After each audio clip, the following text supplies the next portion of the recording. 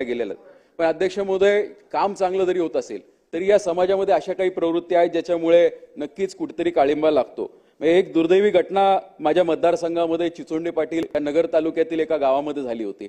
आमची एक अंगणवाडी सेविका, एक भगिनी होती 32 वर्षाची, उमाताई महेश पवार असं त्या भगिनीचं नाव होतं. तिच्यावरती अध्यक्ष महोदय अत्याचार झाले आणि ती काही बेपत्ताही काही काळ होती आणि नंतर तिचा खून सुद्धा झाला. म्हणजे प्रशासन म्हणा किंवा अधिकारी खूप सक्षमपणे काम करत होते. काही तासामध्ये त्या ठिकाणी डीवायएसपी एसपी पोहोचले आणि त्यांनी तात्काळ त्याचा तपास लावला.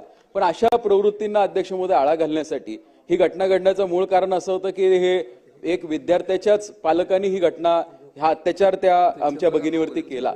त्यामुळे ह्या भगिनीला खऱ्या अर्थाने जर न्याय द्यायचा असेल, आपण तिचा जीव वाचू शकलो नाही, तर ही केस फास्ट ट्रॅकवरती कशी चालू शकेल याच्यासाठी प्रयत्न झाला पाहिजे. आणि ज्या काही अंगणवाडी थोड्याशा लांब असतात तिथे विद्यार्थ्यांचं आणि ह्या सेविकांचं त्या ठिकाणी संरक्षण होण्यासाठी जर लांब असतील तर सीसीटीव्ही वगैरे काही आपण लावू शकतो, नेट कनेक्टिव्हिटी देऊ शकतो का, तसा एक प्रयत्न केला पाहिजे.